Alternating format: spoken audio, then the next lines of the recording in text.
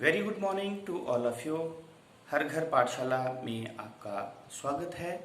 +1 commerce section के accountancy subject में आपका स्वागत है। और हम आज जो डिस्कस करेंगे वो है accounting treatment of capital account, पूंजी खाता जिसे कहते हैं, इंटरेस्ट ऑन कैपिटल अकाउंट, उसी तरह drawings account, interest on drawings account, loan account, interest on loan account, then purchase of asset as well as outstanding expenses and prepaid expenses।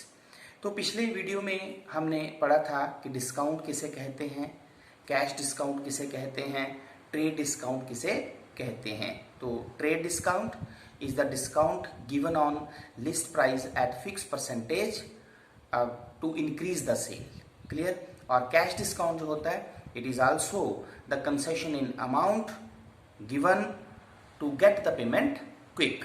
और रोकड़ जो छूट होती है जिसे हम कैश डिस्काउंट कहते हैं, उसको हम रोजनामचा में अलग से रोजनामचा प्रविष्टि करके लिखते हैं, लेकिन जो व्यापारी कटौती होती है उसे हम जो है वो लिस्ट प्राइस में से जो है वो डिडक्ट करके लिखते हैं। तो हमारा जो आज का विषय है वो भी कुछ विशेष ट्रांजैक्शंस, जैसे मैंने आपको बताया कैपिटल, इंटरेस्ट ऑन कैपिटल से संबंधित अगर हमारे पास लेन देन है तो उसे हम रोजनामचा में कैसे लिखते हैं, तो हम इसे पढ़ते हैं। तो सबसे पहले हमारे पास है कैपिटल।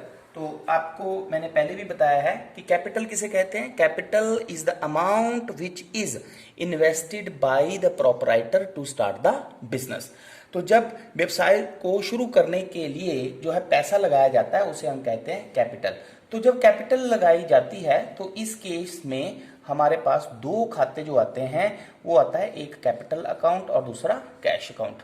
क्योंकि कैश अकाउंट एक रियल अकाउंट होता है और कैपिटल अकाउंट जो है वो एक पर्सनल अकाउंट होता है। ठीक है। और रियल अकाउंट का रूल आपको पता है, डेबिट व्हाट कम्स इन, और कैपिटल पर्सनल अकाउंट का रूल है debit the receiver credit the giver. तो क्योंकि पैसा जो है व्यवसाय में लगाया जा रहा है, इसलिए रूल है डेबिट व्हाट कम्स इन, जो आ रहा है उसे हम डेबिट करेंगे। तो कैश हमारे पास आ रहा है तो कैश को हम डेबिट करेंगे। इसका मतलब जब व्यवसाय में जो है वो पूंजी लगाई जाती है तो जर्नल एंट्री होती है। क्या एंट्री होगी? Cash account debit to capital account. क्या जर्नल एंट्री होगी? Cash account debit to capital account. Clear. इसी तरह हमारे पास कैपिटल से संबंधित नेक्स्ट है interest on capital.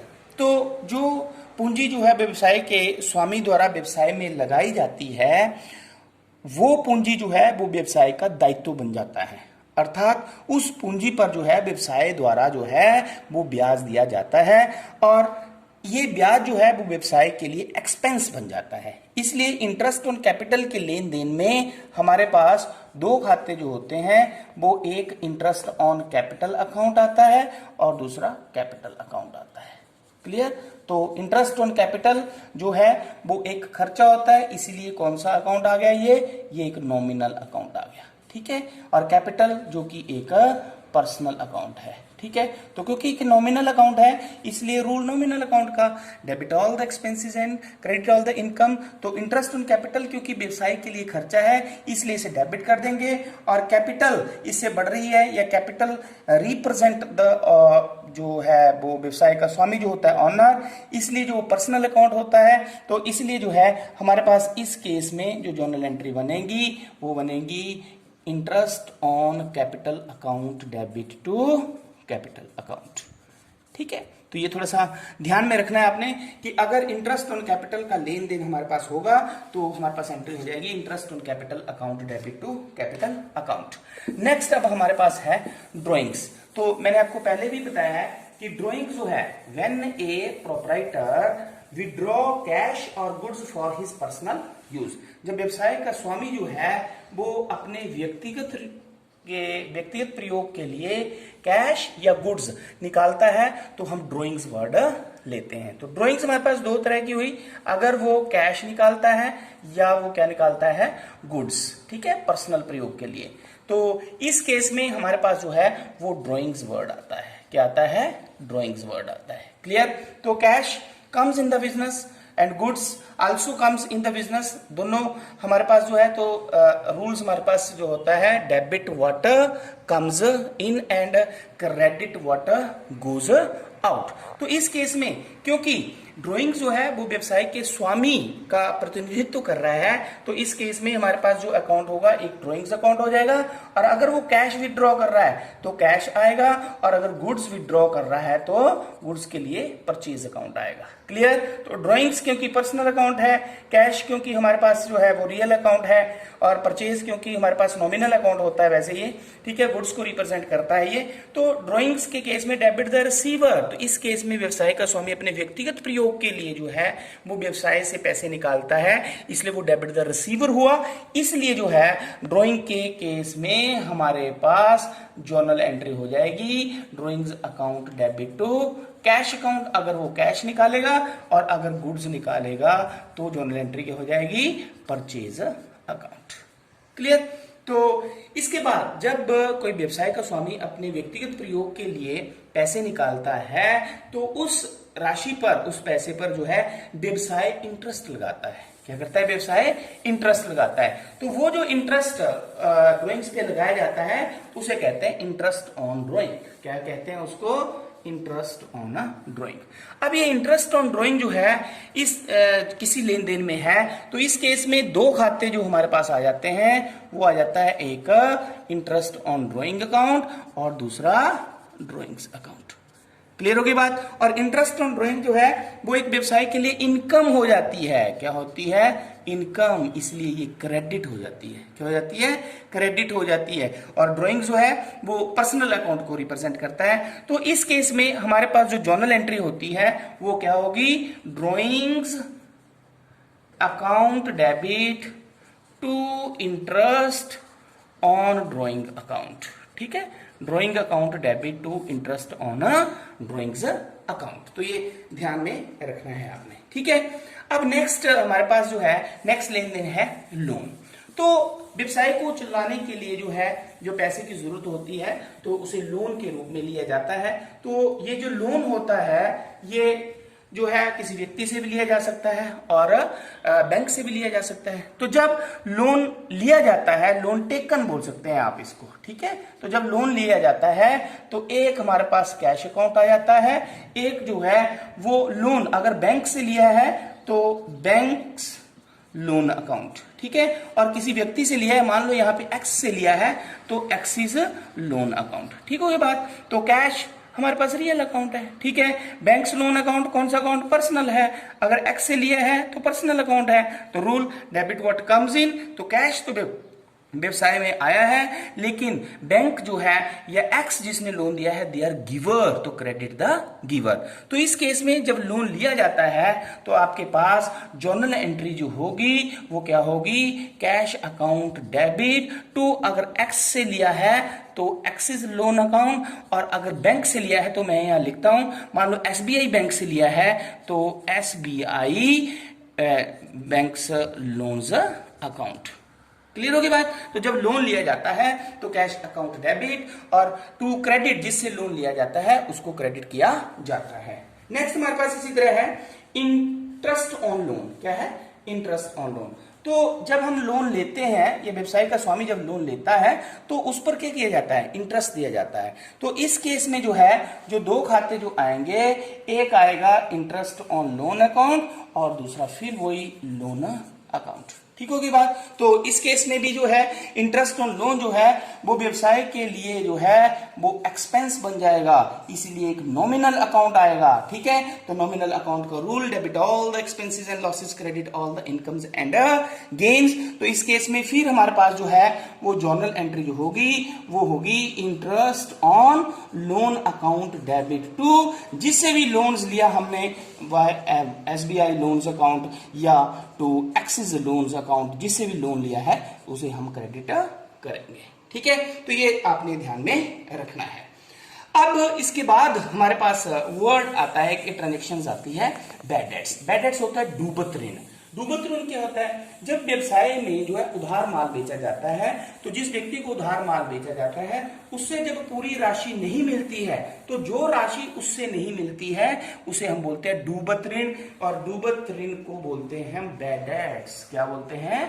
Bad debts. ठीक है, तो जब किसी भी लेन देन में जो राशि नहीं मिलती है उसे हम बैड डेट्स कहते हैं। और बैड डेट्स के केस में हमारे पास दो अकाउंट्स जो इफेक्ट होते हैं, एक बैड डेट्स, दूसरा डेटर जिससे पैसे हमने लेने थे। ठीक हो गई बात? तो बैड डेट्स हमारे पास एक्सपेंस लॉस हो गया, इसीलिए कौन सा अकाउंट आ जाएगा? नॉमिनल। डेटर हमारे पास पर्सनल अकाउंट आता है। ठीक है, रूल नॉमिनल अकाउंट का हमें पता है debit all the expenses and losses, और पर्सनल का हमें पता है debit the receiver credit the giver. तो इस केस में हमारे पास जब इस लेन देन को हम रोजनामचा में लिखेंगे तो जर्नल एंट्री हो जाएगी बैड डेट्स, क्योंकि वो व्यवसाय के लिए खर्चा होगा इसलिए डेबिट हो जाएगा। और टू डेटर, जिस व्यक्ति को उधार माल बेचा था जिससे पैसे नहीं मिले उसे हम लिखेंगे टू डेटर्स, उसको हम क्रेडिट करेंगे। तो bad debts account debit to debtors account. Clear? अब इसके बाद हमारे पास जो है जब बैड डेट्स हुआ पैसा जो है कई बार मिल जाता है, दोबारा से वापस मिल जाता है, तो जब ये बैड डेट्स हुआ पैसा जो है वो मिल जाता है तो याद रखना है आपने, उस केस में एंट्री होती है cash account debit to bad debts recovered account आता है। ये थोड़ा सा ध्यान रख लेना है, उसके लिए जो है वो बैड डेट्स रिकवर्ड अकाउंट आता है, क्रेडिट होता है, क्योंकि कैश आया इसलिए उसको डेबिट करते हैं, और बैड डेट्स रिकवर्ड अकाउंट जो है उसे हम क्रेडिट करते हैं। ठीक है, अब इसके बाद हमारे पास जो है वो है purchase and sale of fixed asset, purchase and sale of fixed asset. ठीक है, तो फिक्स एसेट आपको पता है ऐसी संपत्तियां जो व्यवसाय को चलाने में सहायक होती हैं। तो जब परचेज ऑफ फिक्स एसेट होता है, जैसे मैं यहां पे एग्जांपल ले लेता हूं छोटा सा, मान लो आपके पास है मशीनरी परचेज्ड, तो इस केस में जो है जब मशीनरी परचेज होगी तो दो खाते जो हमारे पास आएंगे, वो एक आएगा मशीनरी अकाउंट, दूसरा आएगा कैश अकाउंट, तो दोनों रियल अकाउंट हैं। ठीक है, और तो रूल हमारे पास क्या लग गया? Debit what comes in, credit what goes out. तो डेबिट व्हाट कम्स इन क्या आया? जब हमने मशीनरी खरीदी तो इसका मतलब मशीनरी हम व्यवसाय में आई है, तो मशीनरी आई और कैश गया, तो मशीनरी डेबिट हो जाएगी, कैश हमारे पास क्रेडिट हो जाएगा। यहाँ पे बात आपने ध्यान में जो रखनी है वो ये कि मैंने लिखा मशीनरी परचेज, तो परचेज के केस में यहाँ पे परचेज वर्ड नहीं आएगा। परचेज वर्ड हमेशा तब आता है जब गुड्स खरीदी जाती है। इसी तरह अगर मशीनरी परचेज की जगह मान लो यहां पे होता है मशीनरी सोल्ड, मशीनरी आपने बेची है। ठीक है, तो मशीनरी जब आपने बेची है तो इस केस में हमारे पास जो है वो मशीनरी अकाउंट और कैश अकाउंट ही आएगा, लेकिन होगा क्या, क्योंकि कैश जब आएगा इसमें तो cash debit what comes in, तो cash account debit to machinery account. ठीक है, ये थोड़ा सा आपने ध्यान में रखना है। Is it clear? अब हमारे पास जो है वो नेक्स्ट लेन देन जो है वो है आउटस्टैंडिंग एक्सपेंसेस। तो आउटस्टैंडिंग एक्सपेंसेस वो एक्सपेंसेस होता है जिसका बेनिफिट हमने ले लिया है लेकिन अभी हमने उसका भुगतान नहीं किया है, आउटस्टैंडिंग एक्सपेंसेस। तो आउटस्टैंडिंग एक्सपेंसेस के केस में जो है वो ये हमारे पास लायबिलिटी होती है बेसिकली। तो मान लो मैं यहां पे एग्जांपल लेता हूं, रेंट आउटस्टैंडिंग। ठीक है, रेंट आउटस्टैंडिंग। तो रेंट आउटस्टैंडिंग के केस में हमारे पास दो खाते कौन कौन से होंगे? एक होगा हमारे पास रेंट अकाउंट और एक होगा हमारे पास रेंट आउटस्टैंडिंग अकाउंट। तो नॉमिनल रेंट जो है वो नॉमिनल अकाउंट और रेंट आउटस्टैंडिंग जो है वो पर्सनल अकाउंट होता है। तो नॉमिनल अकाउंट का रूल आपको पता है क्या? Debit all the expenses and losses, credit all the incomes and gains. इसीलिए जो है डेबिट ऑल द एक्सपेंस का मतलब हुआ रेंट अकाउंट को हम डेबिट कर देंगे, क्योंकि ऐसा एक्सपेंस जो हमने अभी पे करना है, स्टिल टू बी पेड। ठीक है, और टू आउटस्टैंडिंग रेंट अकाउंट, ये इसकी रोजनामचा प्रविष्टि होगी। क्लियर? इसी तरह हमारे पास अगर प्रीपेड एक्सपेंसेस है, क्या है? Prepaid expenses. तो प्रीपेड एक्सपेंसेस क्या होता है? ऐसा एक्सपेंस जिसका हमने अभी बेनिफिट नहीं लिया लेकिन उसकी पेमेंट हमने एडवांस में कर दी। जैसे आप मोबाइल रिचार्ज करवाते हैं ना, तो उसको क्या बोलते हैं? प्रीपेड करवाया हमने।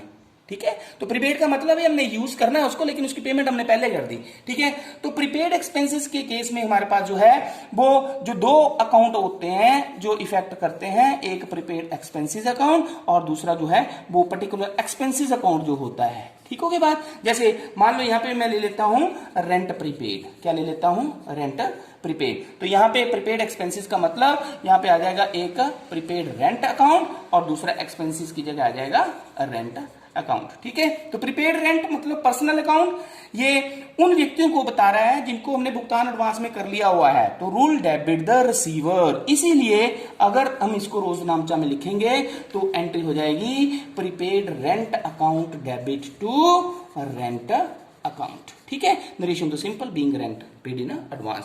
तो इस तरह से जो है आपने इस लेक्चर में देखा कि हमने जो है वो स्पेशल ट्रांजैक्शन, जैसे वो कैपिटल से रिलेटेड है या इंटरेस्ट ऑन कैपिटल से रिलेटेड है, लोन से रिलेटेड है, इंटरेस्ट ऑन लोन से रिलेटेड है, डेप्रिशिएशन से रिलेटेड है, या फिर परचेज या सेल ऑफ फिक्स एसेट से रिलेटेड है, आउटस्टैंडिंग एक्सपेंसेस से रिलेटेड है, या प्रीपेड एक्सपेंसेस से रिलेटेड है, इनका हमने जो है वो जर्नल में कैसे लिखते हैं ये हमने सीखा। Thank you very much.